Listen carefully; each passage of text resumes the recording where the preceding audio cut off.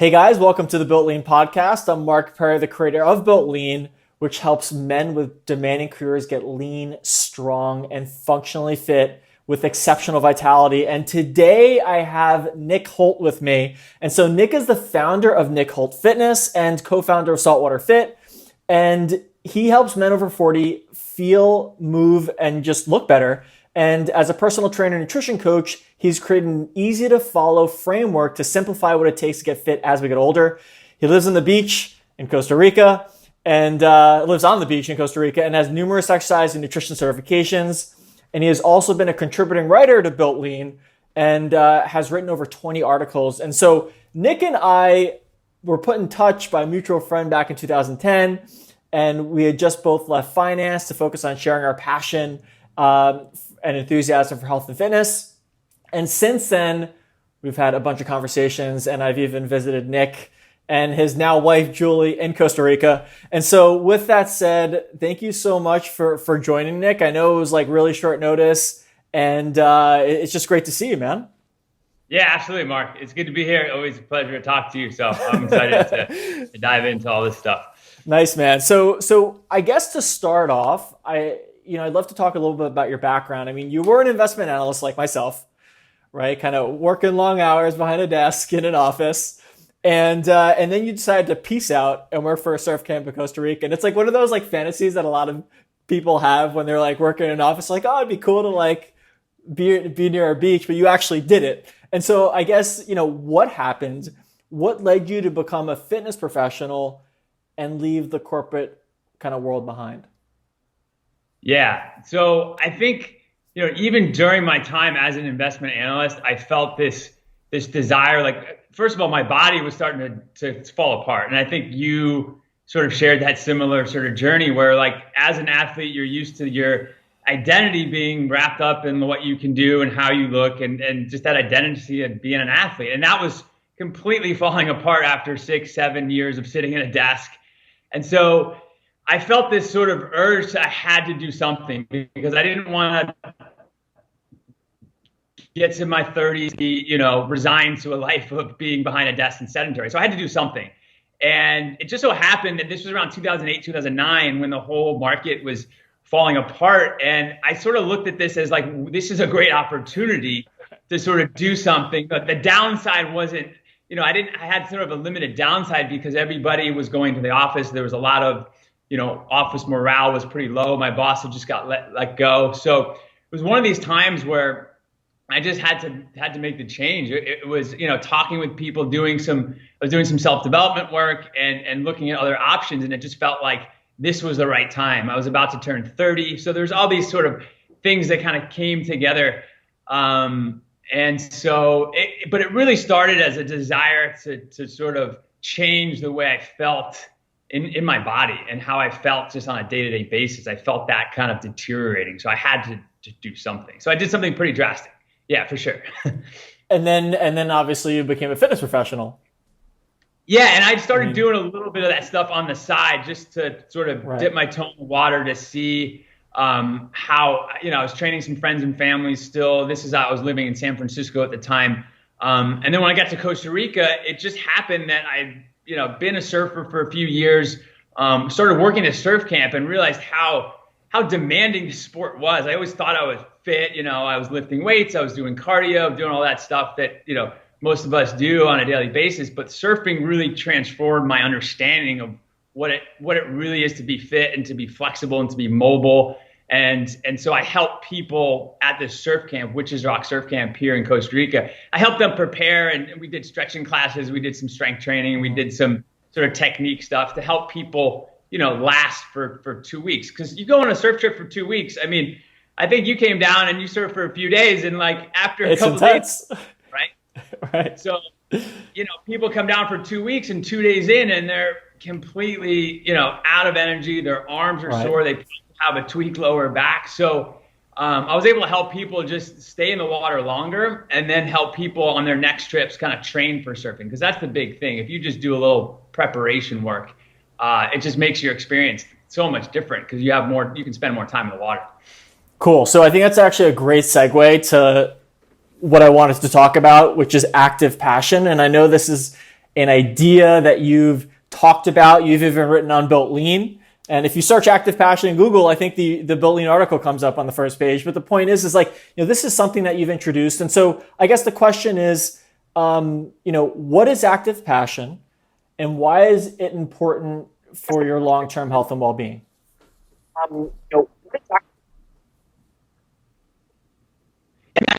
Passion is something that you do physically that just lights you up, that you don't have to be motivated to do. So for me, I think it's all, we're all different. So for me, it's surfing and tennis. You don't have to pull me out of bed at 5 a.m. to go surf, right? There's that intrinsic motivation, which I think is really powerful. I think that really is the key to long-term health. And just finding that movement practice. I think another way to put it is like meaningful movement, something that you enjoy, that just keeps you going. Because let's be honest, I mean, even myself as a health coach, I'm sure we all deal with days where we don't want to train and we don't want to do things, but having these active passions in our lives can really set us up for success in the long run.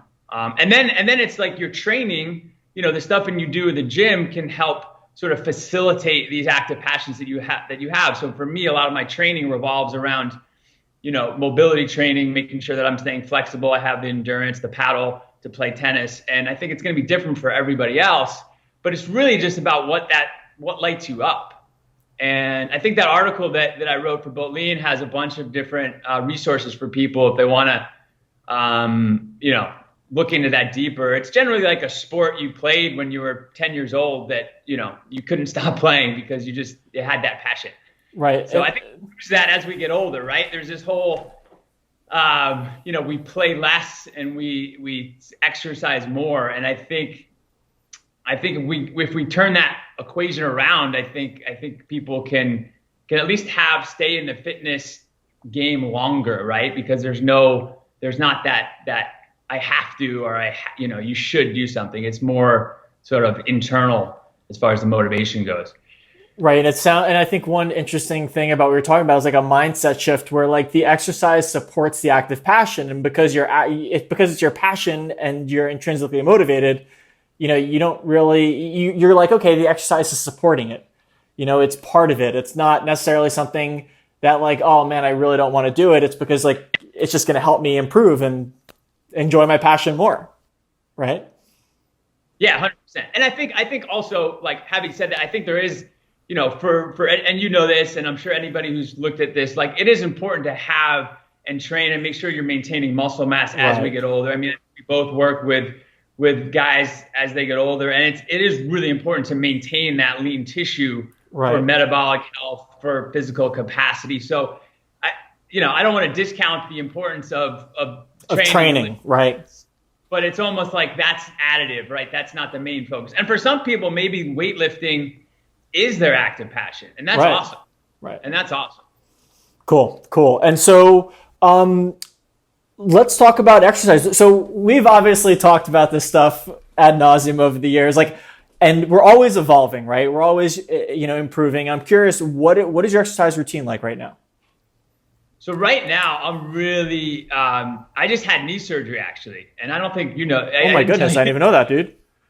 Yeah, so I had just like a meniscus cleanup. So like a basic scope to clean up some tissue in my meniscus, my medial meniscus that, an old basketball injury, playing tennis, playing surf over the years as a 41-year-old now.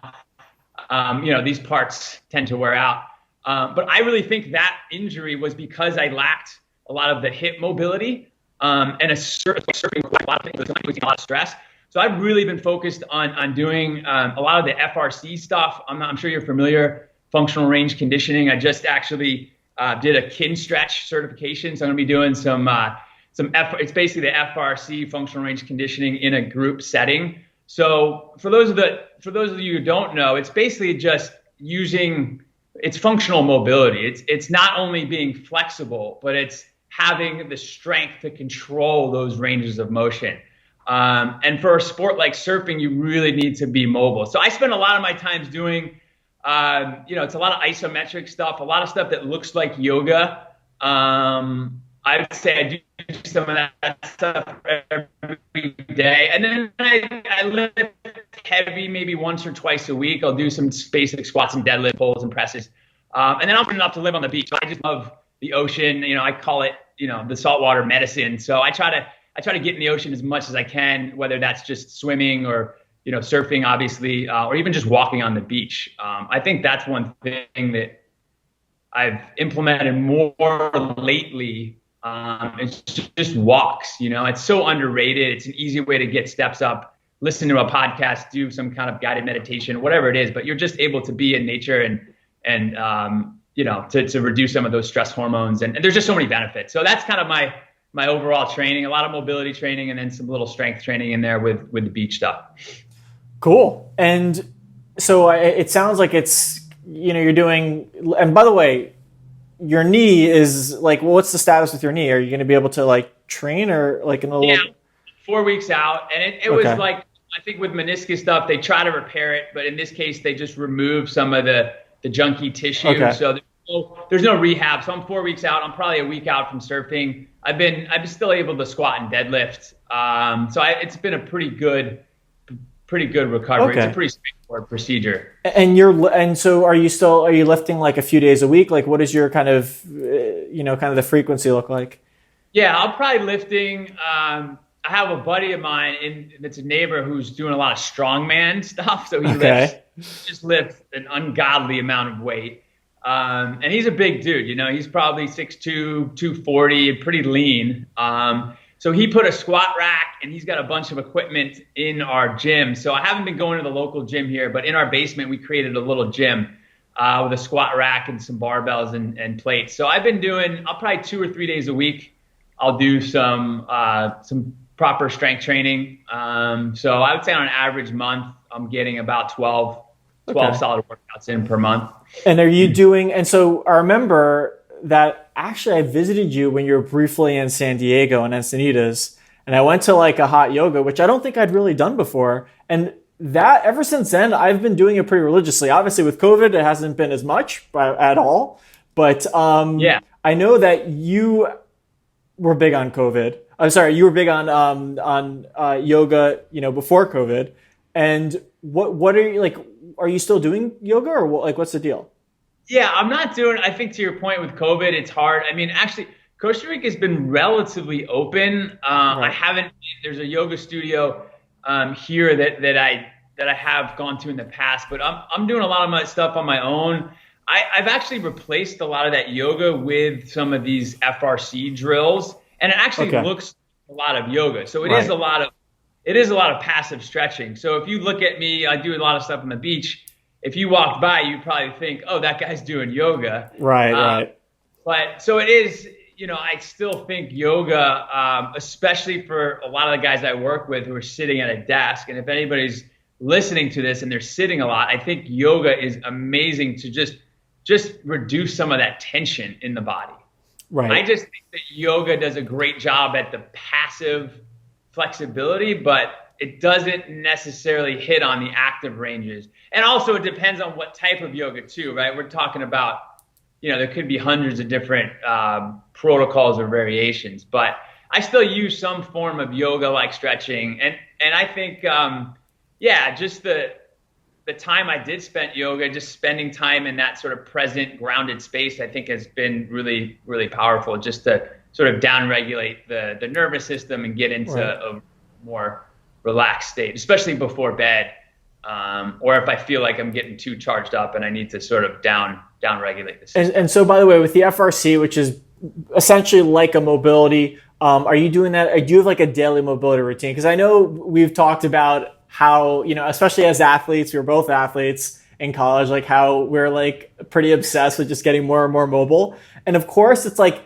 I think when you first get into fitness, you're really focused on, okay, I just want to get as muscular and strong as possible. And then you kind of make that shift and be like, oh, wow, mobility can help me so much. And so do you have a daily mobility routine that you're doing?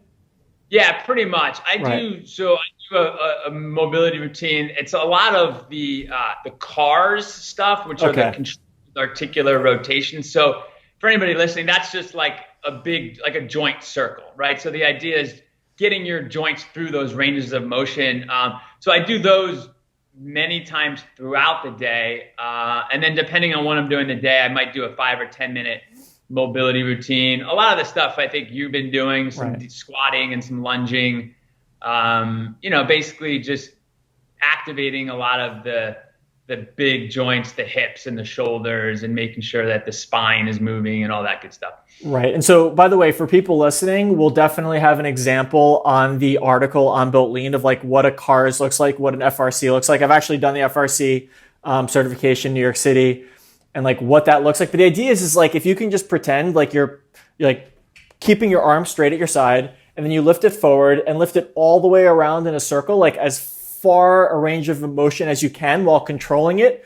That's kind of what it looks like. It's definitely, I think it's I think it's challenging. It's definitely hard, but I mean, it's also has huge reward. But anyways, I'll include what that looks like so you can actually see it, because it's hard to describe it, right? It's like, actually, it's really difficult to describe it. Hard to like, there's different levels you can do it. So if you just, like a basic arm circle, that's one level. But if you do like what they call level 3 or a more intense variation where you're packing tension into your abs, you're trying to squeeze out every bit of rotation in that joint. Like it can be really, really intense.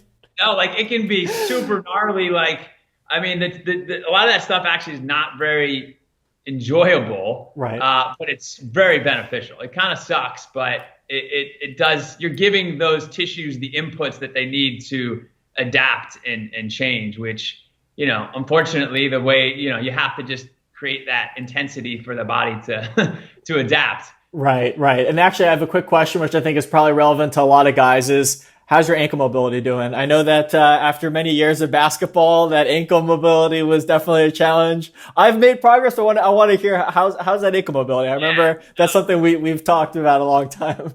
Yeah, we could probably spend hours talking about ankle. I think it actually is really important for most people. They don't realize like, if they can't squat well, it actually might be their ankles that are holding them back. I mean, it might not be, but it's getting better. I think I've worked on more of doing like more footwork, like making sure that my foot can evert and invert. So more of like I think I just had a really stiff foot, and I think I was trying to work on the ankle dorsiflexion I didn't really have the space in that. It was getting kind of stuck. So I'm working on more of my foot mobility, and that's opened up a little bit space for my ankle. Interesting. So cool. I think that, and that's something I learned from the FRC guys, is in order for that, that lower part of the leg to drive forward, you need to have a little bit of rotation in the foot. And so it's something, I think you had a lot of success just stretching the hell out of your calves, right? I mean, I've done, I've done it all with like the band distractions and all this other stuff, which is a little tricky. And I think it's a little dicey when you work on your own body, because if you break it, you can't just get a new part, right? So like, I've definitely pushed it a little too far more than a few times. But for me, doing like a weighted calf stretch, like just rolling it out, weighted calf stretch, doing like the goblet squat, but like holding it like at the bottom and kind of like work like a prying goblet squat kind of thing. And then the last thing, which I recently learned from a buddy who actually was on the podcast, Nereus. I don't know if you know Nereus Bagdonis, but he's become like super high level like movement. He's super flexible, and he basically will just stand up and then just like push his knee forward and like on one leg. So he stands up on one leg, kind of pushes his knee forward, and then just like chills and just lets it go forward. It's almost like an active stretch. Anyways, a combination of all those is what's worked for me. And as we both know, like it's an evolution, man. You're constantly working on it, but but in all seriousness, it's had a significant impact on my overall mobility and how my body moves, which is wild. Yeah, I think it's vital. I mean, if anybody wants to be athletic and be able to play sports or to be able to run and jump, like you need to have some decent level of ankle mobility. And yeah, I think a lot of people struggle with like just having stiff feet and the big being stiff. So it's all related. But yeah, if you want to do some fun stuff with your body, you got to make sure that that ankle joint has that range. And I'm sure you've provided, quick tests. There's some easy tests you can do to make sure that you're not deficient. I don't think you need to be world class. Right. I don't think I'm ever going to be world class, but just to make sure that it's not deficient, I have adequate range of motion for what I'm trying to do. I think that's important for, depending on what you're trying to do, it might require different ranges. Cool. So let's talk about nutrition. By the way, is there anything else you want to mention about exercise in general before we move on to kind of some nutrition stuff? No, that's it, man. I think yeah, that active passion is just, for me and the guys I work with, it's just such a vital piece that's at the center of sort of what we do. And I think it's really important for people to discover that. And it really can be anything. And it might take a little time to find it, for maybe those who haven't played sports or it doesn't, come to the top of the mind. It definitely is worth spending the time to find that, because it's going to make everything easier, and you're going to be able to play the long game. You're going to have a lot more success that way. Cool. I appreciate that. And I was just thinking about, my dad who, plays golf. Like, that's his active passion. And to do a proper golf swing and hit a ball far, like, that's a very athletic move, right? And in other words, like, he's not a huge fan of training and working out. Like, back in the day, people didn't even do it. You played sports. If you wanted to get in better shape, you played more sports, right? But anyways, I think that's definitely helpful, is if you have that active passion, it makes the training a little bit easier for some people. And so let's talk about nutrition. So what does your diet look like right now? So right now, I do some form of fasting, I'd say pretty much every day. And it mostly looks like some kind of intermittent fast, just skipping breakfast. Okay. And I do this more and I have most of the guys that I work with still do this. And I think there is some high, whether it's longevity benefits, autophagy stuff, which, I'm sure some of your readers are familiar with, which is basically that cellular cleanup. I think there's something there. I do it really for simplicity factor. It's just easier for my busy life if I'm training, if I'm working, I eat mostly like my first meal around 10 or 11, maybe 12, and it'll look like some kind of, usually it's maybe a Greek yogurt with some protein powder, maybe some fruits. Sometimes it might be a shake. I'll do, a coconut water, some berries, maybe a banana, some green powder, and a shake, just like a big hearty shake. And then sometimes I won't even eat. And then for lunch, it's generally, salad and protein, and dinner is a lot of salad and protein. So it's just, it's a lot of salad and it's a lot of protein. But I think if you have a few skills in the kitchen, you can make a salad taste really good. I think that's one thing that, like, some of the guys I've worked with, they're like, holy shit, I actually, this tastes good. I think that a lot of the mentalities are on, like, okay, I have to eat like an iceberg lettuce, bland salad that tastes like crap. And that sucks, right? But I think you can make it taste good. You can use, whatever you can find, sort of what you like. But that's the heart of my diet. It's basically mostly plant-based, but I do eat a fair amount of chicken breast and red meat occasionally, and fish. I live in Costa Rica, so we have pretty good local fish. We have mahi, which is dorado. We have tuna. We have red snapper. So I try to eat as much of that stuff as possible. And then I like my sweets, and I'll have some chocolate and popcorn and stuff from time to time. So that's kind of my high level nutrition as it is right now. Okay. And so you'll have, like, you said breakfast around 10 or 11 or 12. Like, in other words, are you doing 2 meals or are you doing 3 meals? It sounds like you're doing 3 meals. You're just kind of like, instead of doing it like 8, 12, and like 7 or something, like a lot, like most people, you're doing it sounds like kind of like 10, 11, 12, 2, 3, and then like 6, 7. I'm kind of curious. Is that what you're doing? Yeah, depends on the day. I'd say most days is actually 2 meals. It's like 2 meals and a snack. So it'll be like, I call like a yogurt with some protein powder is like a little bit of a snack. Right. And then it's like a light lunch. Shake. It's like a light lunch or a snack, whatever you want to call it. Yeah. And then my salads, and my meals are pretty big, you know, so I don't really track. I think it is really helpful for people to log their food at least once or at least for a couple of days. And I think you've maybe talked about this too, just to get the awareness, because, you know, if you're trying to stay in a calorie deficit, if the goal is getting leaner, which, you know, a lot of people listening to this, that's probably their goal. A lot of the guys I work with, that's their number one goal is fat loss. Like, you need to stay in that deficit. And a lot of times there's certain foods that you might think are healthy, but are just really caloric, you know? So like avocados and nuts come to mind, super healthy, but I don't know about you. I can't just eat a handful of nuts. I usually eat a fair amount of nuts. Right. You know, you could be looking at 400 or 500 calories right there. And I just think having the awareness of logging the food is really helpful. So I will do that time to time just to check in to see, you know, where my calories are at.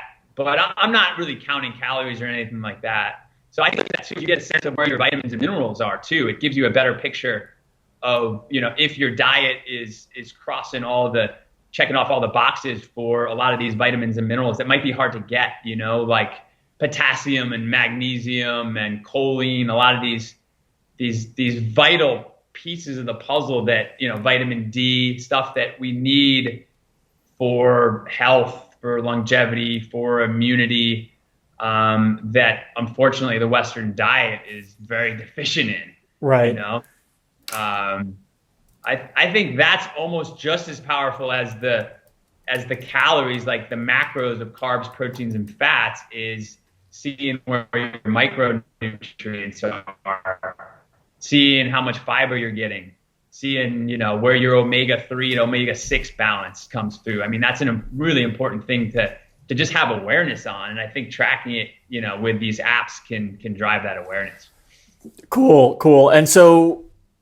And by the way, on that note, I'm just kind of talking out loud here. I mean, you've actually shared for free a lot of awesome recipes. And I've visited you, of course, in Costa Rica. Like, Nick is the real deal, man. He eats like super healthy, super unprocessed foods. We'll talk about that in a second. And you know, he's written great articles like how to prepare 16 healthy meals in 40 minutes on BuiltLean. Like, that's done really well. We've had like tens of thousands of readers, you know, read that one. And so, I guess the next question, Nick, is, do you drink alcohol? Yeah, for sure. Okay. I do. You know, my wife she used to work in biotech sales, and she actually worked in Napa Valley was her region. So she got accustomed to drinking some good wine. And so I'll have a few glasses of wine throughout the week. I definitely am not drinking heavily like I did in college or thereafter. But I would say I'm drinking between maybe 5 drinks a week, maybe keeping it under 10. I think, to me, and I don't know what your perspective on this is, Mark, but like the literature that I've seen, it's like no amount of alcohol is good for you. Right. Like, I think we'll stop. Let's just, but I think if a couple drinks can make you more social and you can connect with other humans and it allows you to laugh and be with people, especially now where we're so deprived of like human connection, if having a beer or two with a buddy, if that helps you connect, I think that's really powerful. So, but yeah, I mean, I think the problem lies when you get north of 10 or 15 drinks a week. I think metabolically speaking, you know, it's hard to do a lot of the things that we're trying to do, burn fat, build muscle, when you have that much booze in the system. Right. So right. I think there's a certain point, like anything, I think you can get away with a little bit, and I don't see a huge amount of downside. And I enjoy it too. I think it's when you're having less of it, you tend to enjoy it more. You can savor it. Cool. No, I definitely appreciate that. And do you drink coffee? I do drink coffee. I have experimented going, you know, a month, you know, 6 weeks without coffee, which was pretty brutal. I think caffeine addiction is pretty intense. I think it's like, I don't know. I mean, I think maybe nicotine is the only thing that's more addictive. I forget reading the study, but I remember seeing caffeine is a highly addictive substance. So I'm aware of it. I just love everything about the smell, the taste, the ritual. I live in Costa Rica. We get some pretty Oh, I awesome imagine. local beans that, I do a French press. So I usually drink one in the morning and I'll have a cup maybe in the afternoon. But I've also gone without it and have felt better after getting through like 5 or 7 days. Because there is a pretty hardcore withdrawal phase that you have to go through. That's, you can titrate down. I just went cold turkey. I wouldn't necessarily advise that. It was pretty rough. That's so funny, man. You give advice, and we actually give a similar advice. Like, I think if you've been doing this a long time, you start to see the kind of parallels here, but or you start to find the principles, right? It's like you find the truth. And so one kind of advice you give or recommendation is, you focus 80% of your nutrition on real food, right? I call it unprocessed food, but real food. Like, can you just talk more about what that means?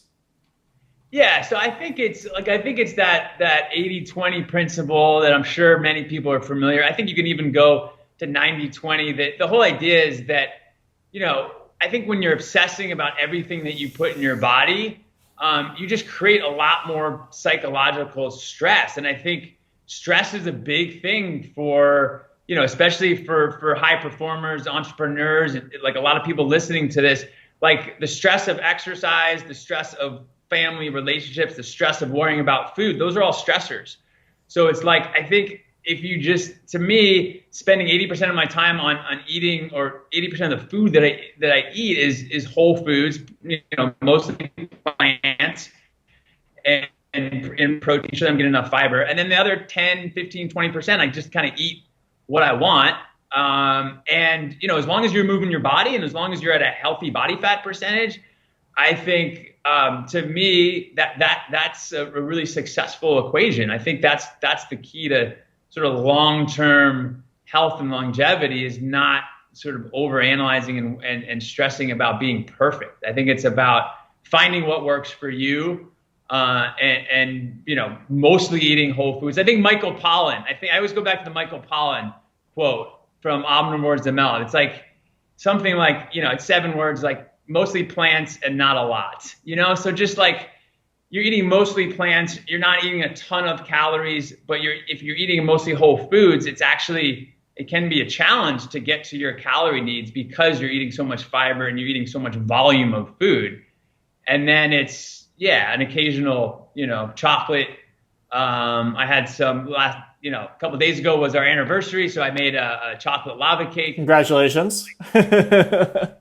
So, I think it's, again, like the booze thing. It's most of the time I'm drinking water, but I'll have some booze. I think with the diet thing, it's most of the time I'm eating vegetables and plants and protein, but I'll certainly have foods that I enjoy, because I think life is meant to be enjoyed. And if you're moving enough, you get enough steps, and you got some muscle mass on board, and you've talked about this a lot, like muscle mass is really protective of, you can get away with more calories because you got more of a sugar sink. You got all that glycogen stored up, so you can literally get away with, a higher carbohydrate diet, which is probably a topic for another time. But I think that's a huge factor, is having some muscle mass on board. You can literally get away with more sugar intake. Right. And so next up, regarding the kind of carbs we were just talking about, you talk about earn your carbs.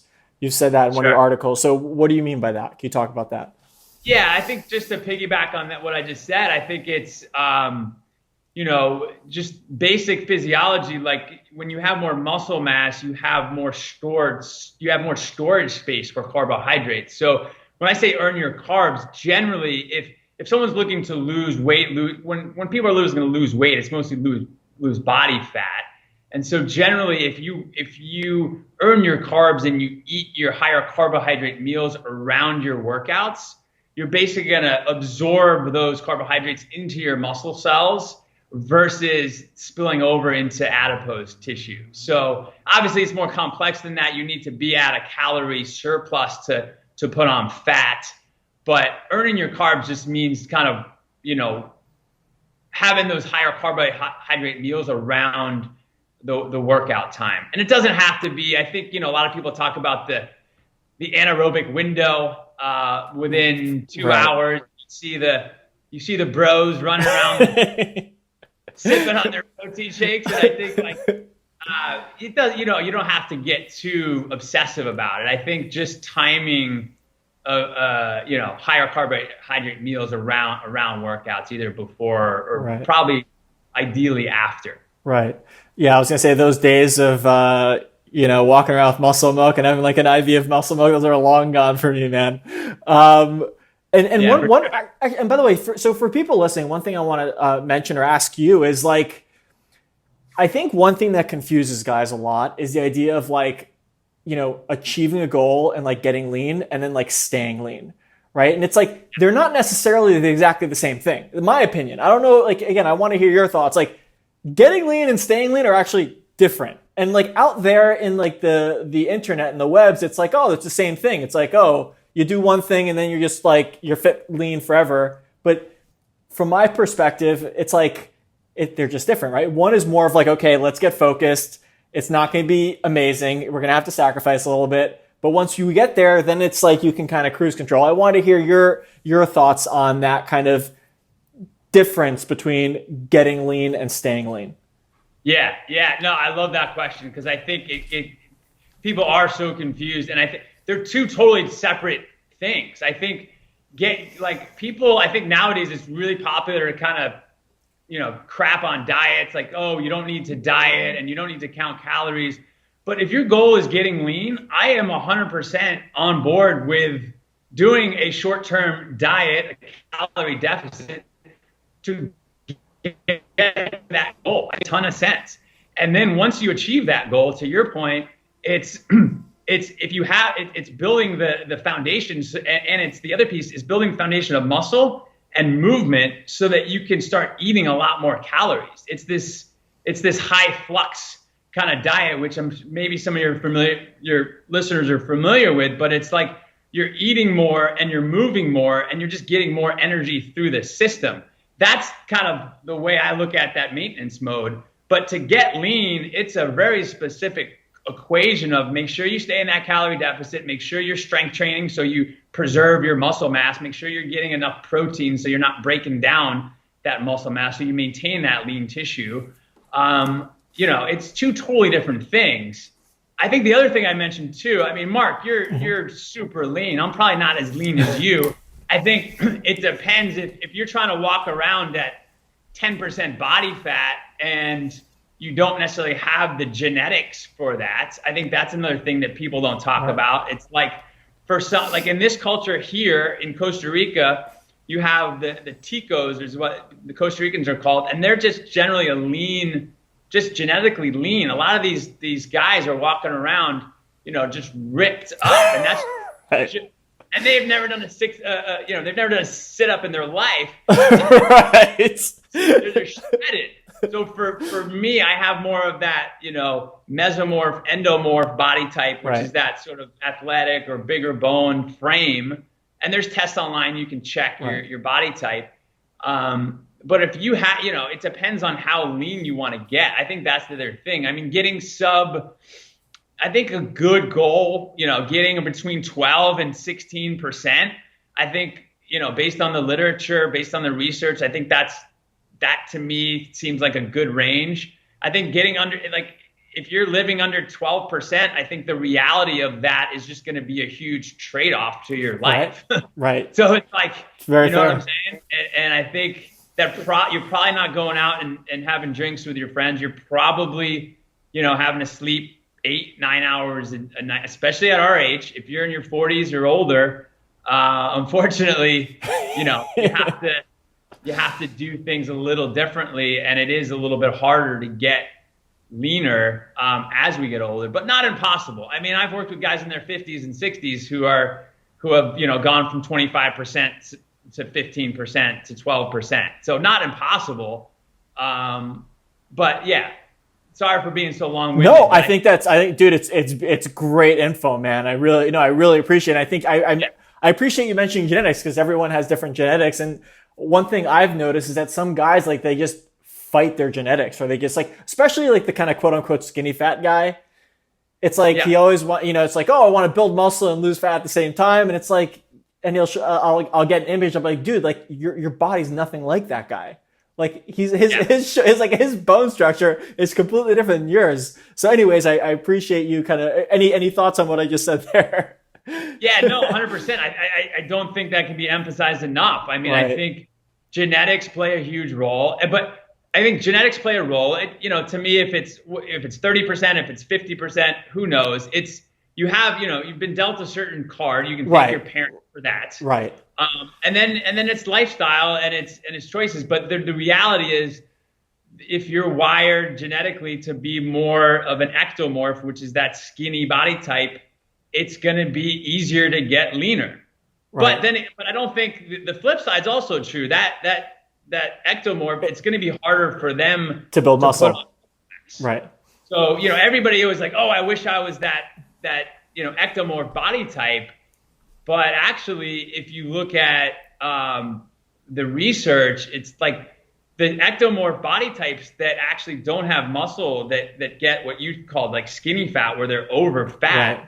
They can really get in trouble metabolically because they might not look, huge, and they might be walking around thinking that they're relatively healthy, but they might have a fasting glucose, they might be pre-diabetic. They might have, all these metabolic things that are dysfunctional. Right. So, I think your genetics are your genetics, but obviously it's going to be harder if you have a bigger body type to get leaner. Right. And then the last thing I'd say is, like, I think it's really important to be internally motivated to know why you're doing it, because a lot of times people get to a certain body fat percentage and then, the goalposts move and you're at 12%, you're at 10%, but you're not satisfied. There's always something next. There's that human kind of desire for more. So I think we got to be careful around being attached to a certain body fat percentage. I mean, I think for women, it's probably way more complicated because of our cultural standards. But I think for men too, we're so attached to having this, once I get to 10%, I'm going to be right. Then I'm going to be happy. Then I'm going to get the girl that, I think it's just a flawed sort of way to think of things. It's a mindset thing. Like you talk about all the time, like you talked about sort of up front, at the onset of this call. It's like changing that mindset and getting clear around what you're doing. So right. No, I appreciate that. And that's one reason, like one big reason why, at BuiltLean, it's been a complete shift. Like when I first started, I was really emphasizing that, like, oh, you got to get to this percentage of body fat. Now I'm like, no. Like if you really focus on vitality and you take it seriously, a lean body is the after effect, 100%. Like if you really take your energy seriously and your vitality seriously and you're like focus, it's like you're going to get leaner, right? Like you're not going to want to, crush that burger with fries and beers after if you really care about vitality, right? And so anyways, that's kind of how I've shifted. And I think we're on the same page with that. And that's a more sustainable like outlook, right? Yeah, it's focusing more on it's like the process versus the outcome. Right. I think Bill Walsh, the football coach, was like, everybody just do your job and the scoreboard will take care of itself. It's just like, it's focus on process, not outcome. But yeah, 100%. I'm on board with you. Cool. And so for a guy who is inconsistent with his eating, what advice would you give? Man, that's tough. I think, so the biggest thing that I see is this like weekenditis, like the really good through the week, and then they kind of throw down or binge on the weekends, and that's that big one that I see. And my advice would be, I think tracking, get an awareness of what's going on, like just get a baseline, because some people are, they're eating great for 5 days of the week, and then they're just eating just enough. They're like so close, but that extra order of fries or that extra beer is just putting them over the top. And if they just eliminate a little bit, they would be at a deficit and making progress, but they're just not aware of that. So I think tracking. I think fasting too. I think just, creating some arbitrary rules, some eating times, if it's 12 to 8, if it's 10 to 6, whatever it is, to just shorten up the window. I think that can help. And finding someone, I think finding a coach, finding someone to hold you accountable, it doesn't have to be a coach, but it can be a partner, a friend. I think, having somebody hold your feet to the fire, I think is important. Cool. No, I appreciate that. And so, I wanted to talk a little bit more about some of the kind of lifestyle and mindset aspects, which are obviously one of the 3 pillars, right, of your kind of approach. And so, the 3 pillars of Nick Holt Fitness are, smart individualized nutrition, daily movement, and clear mindset / stress management, right? So what do you mean by clear mindset? Yeah, clear mindset to me is just like having that clarity around what you're trying to do, around like what's that North Star. Right. So for me, I want to be able to surf and play tennis and live a badass, vital, healthy lifestyle for the next 30 years, And so to me, that keeps me, I'll still eat a donut from time to time, but that keeps me on the path, right? That keeps me making the good decisions because it's basically like having that powerful why is how I think about that mindset. It's having clarity of what you're trying to do, because I think when we have that clarity, then a lot of people come to me, and I'm sure you get this all the time. I need to be more disciplined, right? Never heard that. Never heard that. And I think a lot of times the discipline is actually just a mask for lack of clarity. They want to lose weight, but it's not. There's not a powerful reason behind that, because just as much as I do, the nebulous, vague sort of goal of losing weight it's just not that helpful, right? When you have, I want to be there, and I don't want to have diabetes like my father does. I want to be able to dance at my daughter's wedding, or like stuff like that is what I'm really talking about when I'm talking about like clear mindset. Having that big, what they call a high hard goal, and then I think it's building in those practices, those behavior goals, like we talked about a few minutes ago, around what does it take to get there. It's it's not complicated, right? It's pretty simple to achieve that, what we're trying to, how we help guys. It's hard, but it's very simple. And I think that's a good distinction. But when we have that clear goal and that clarity, I think it just makes a lot of the daily sort of suffering and struggles, it allows you to get through those. It allows you to get through those obstacles a little easier. By the way, I love the word North Star, or love the words North Star, or the idea, like that's really what it's about. And one thing we've talked about with the BuiltLean program is like the North Star is energy, right? If you really keep that, and as we're saying, like it's like there's challenges in your daily life, things happen, but if you really focus on that like North Star, it can help you get through it. And you're like, oh, it's okay. And I really appreciate that, Nick. And so you've discussed the importance of a trained mind.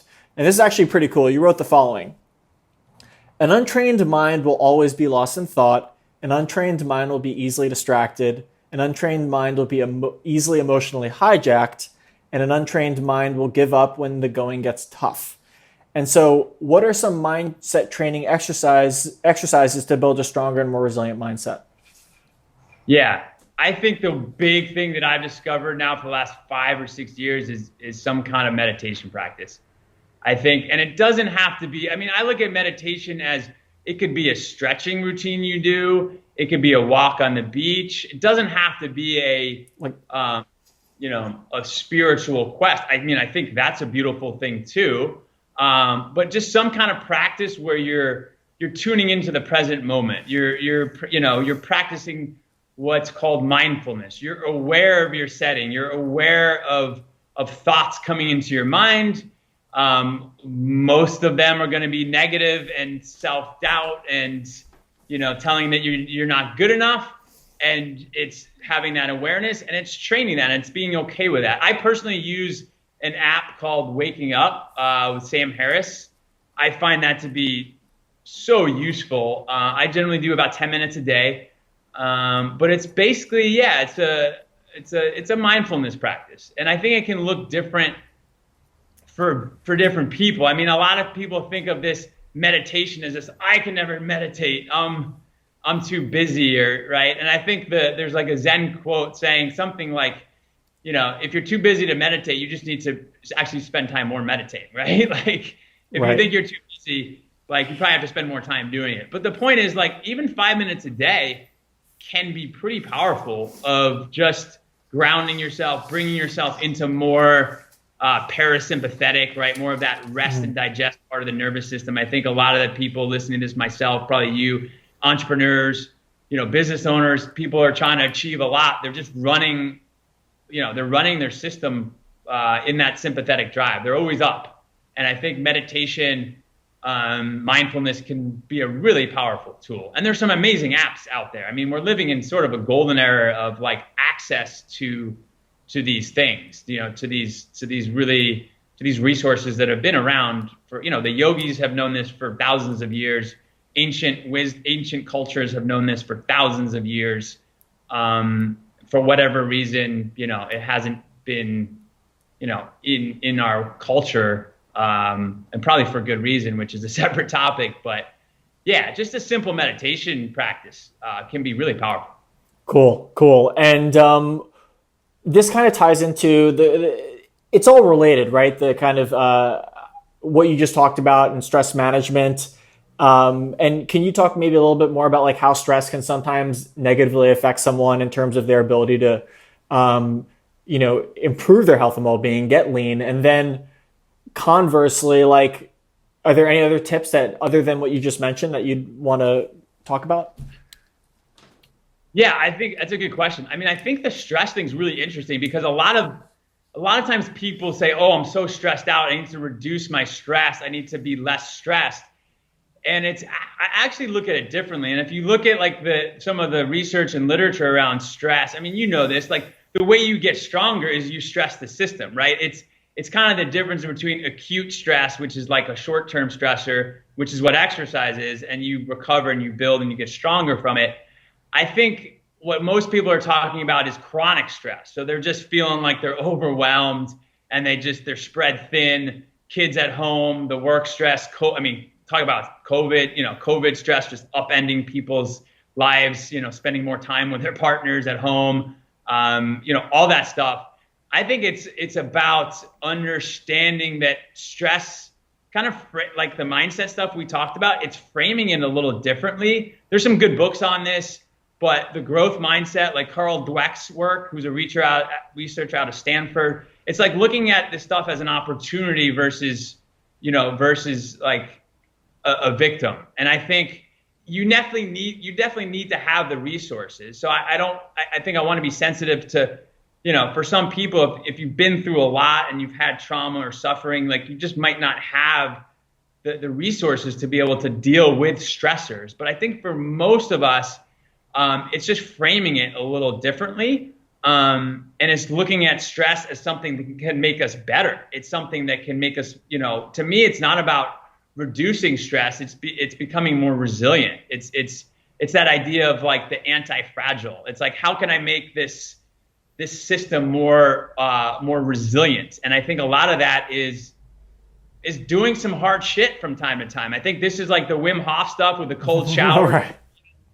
Or like, doing some hard stuff. It's training that stress response, and it's, the body and the mind can do a lot more than I think we give it credit for sometimes. So it's just framing it a little differently. And as far as a specific tool, I think meditation, I think taking a hot shower, I think doing some foam rolling, I think doing things to down regulate the system. If you feel like you're one of these people who is stressed out and you're struggling with chronic stress, you just probably need to down regulate the system. You need to, what's your resting heart rate? That's a good proxy. I mean, there's things like HRV, which is heart rate variability that I'm sure you're familiar with, that can actually give you a, a measurement of your, like, what's going on in your nervous system. But I think just get your resting pulse. If your resting pulse is north of 70, you're probably in more of that sympathetic, that fight or flight state. And so doing some basic 5 minutes of stretching before you go to bed can be really, really powerful. Right. Awesome. Well, listen, I think we're getting up on time, Nick, and I really appreciate all that. I think there's some nuggets of gold for sure in there. And so, last two questions. Anything else we haven't discussed that you would like to mention? I think we've covered it, man. Yeah, we're a little over an hour, so it's just been great, man. It's been fun. Yeah, I think we're good for now. Cool. I think Cool. we've covered a ton. Okay. Yeah. And how can people follow you or learn more about you? The easiest way is just Nick Holt Fitness. So yeah, my name, Nick Holt, Holt Fitness. That'll give more information about my and you can learn a little bit more about my story and all that good stuff. Awesome. And again, like I'm going to include links on the article to all your stuff, and I think that's it. So I think that's it, Nick. I really, really appreciate you coming on, and I appreciate the listeners kind of listening to this point. And enjoy the rest of the day, man. Thanks, Mark. Yeah, it was a pleasure, dude. I really enjoyed that. All right, take care, man. All right, bye-bye. Wow.